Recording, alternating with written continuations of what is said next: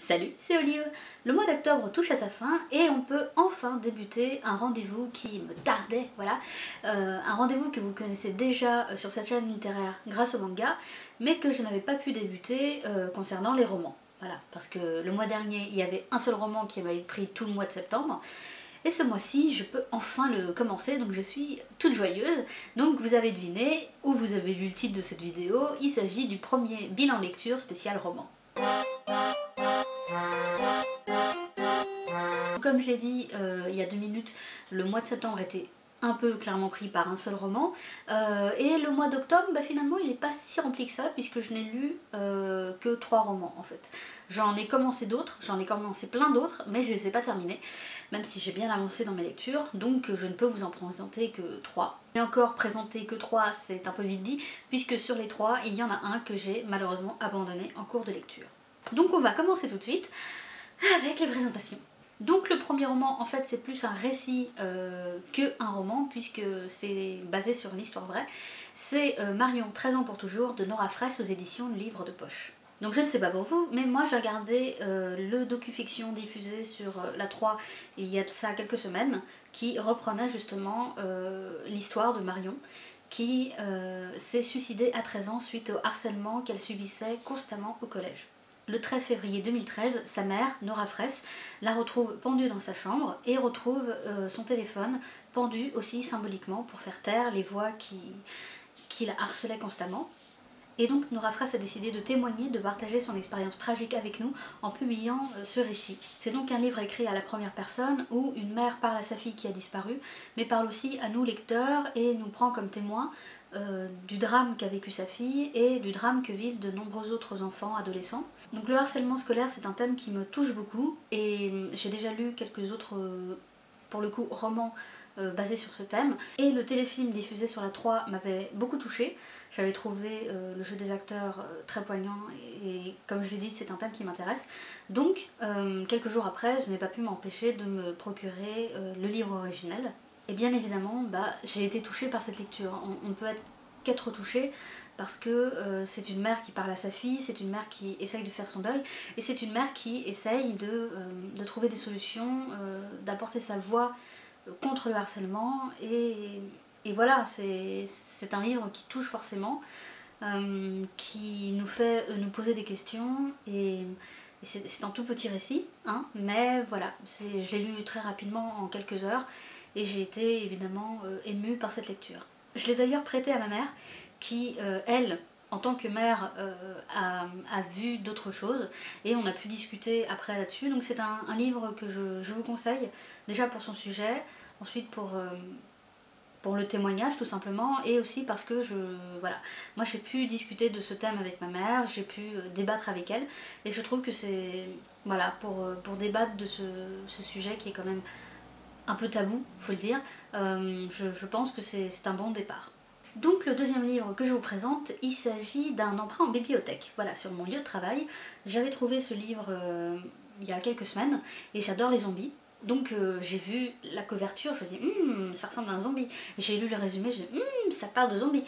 Alors j'ai sauté dessus, et malheureusement c'est une déception. Donc il s'agit de Métro Z de Fabien Clavel aux éditions Rageo. On rencontre le personnage d'Emma, une adolescente qui est dans le métro parisien avec son petit frère et qui va être victime de ce qui semble être un attentat.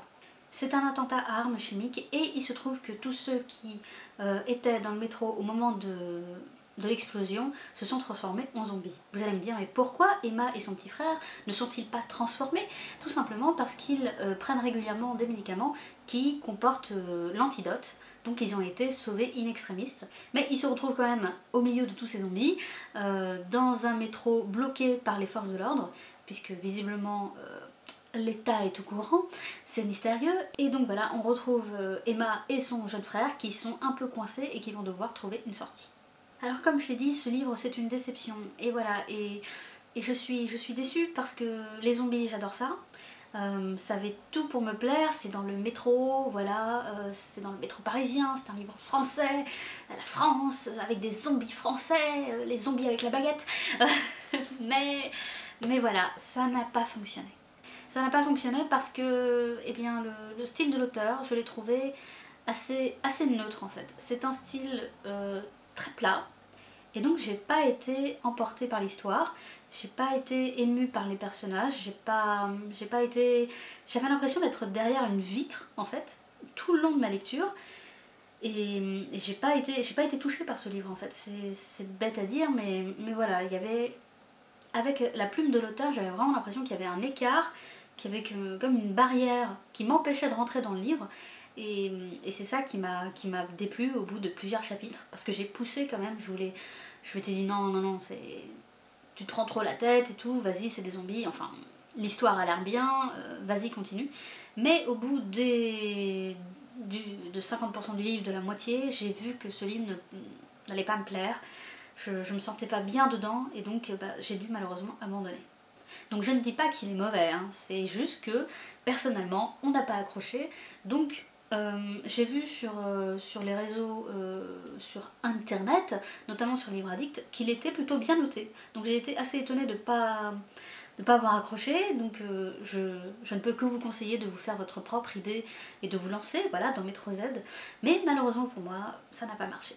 Et heureusement, ce bilan lecture se termine avec une bonne surprise. Il s'agit de La fille du train de Paula Hawkins aux éditions Pocket. Donc c'est un polar, et je vous l'ai déjà dit, j'ai pas l'habitude de lire des polars. Le style policier, c'est un style où je commence, voilà, à rentrer dedans petit à petit, timidement. Et j'avais beaucoup entendu de bien autour de ce livre. Il y avait le film qui arrivait, ça y est, qui est sorti. Je vais enfin pouvoir aller le voir. Le film arrivait, il y avait de bonnes critiques dessus, et je me suis lancée et j'ai été agréablement surprise.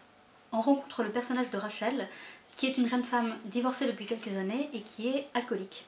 Tous les matins, elle prend le même train pour aller à Londres, pour aller au travail, et sur le trajet, elle regarde par la fenêtre et elle regarde notamment un couple vivre dans une jolie petite maison de banlieue. Elle ne connaît pas du tout ce couple, mais voilà, pour elle, ce couple représente le couple idéal, le couple qu'elle formait jadis avec son ex-mari, et elle leur invente une vie, elle leur invente des prénoms, Jess et Jason.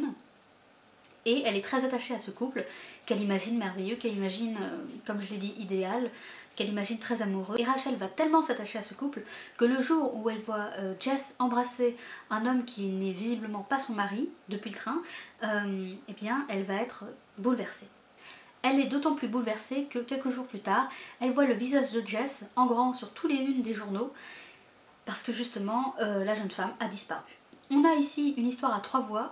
On a la voix de Rachel, l'héroïne alcoolique, on a la voix d'Anna, la nouvelle femme de l'ex-mari de Rachel, et on a la voix de Megan. Megan, c'est en fait la femme que Rachel voit tous les jours depuis la vitre du train. On a donc dans ce roman trois femmes qui visiblement ne sont pas si heureuses que ce qu'elles veulent bien croire, qui ont des secrets, qui voilà, essayent de s'en sortir comme elles peuvent, et j'ai été happée par ce roman. Et il y a une véritable ambiance très grise. Pour moi cette lecture, il n'y a que des tons gris, et c'est très monotone, c'est très mélancolique, c'est pas dépressif, mais bon, on se sent mal à la lecture, on se sent mal comme Rachel se sent mal après avoir tellement bu. Et l'enquête avance et on est surpris, on est tendu, on est sur le qui-vive à chaque instant, et en même temps on ne sait pas si on peut faire confiance à ces femmes.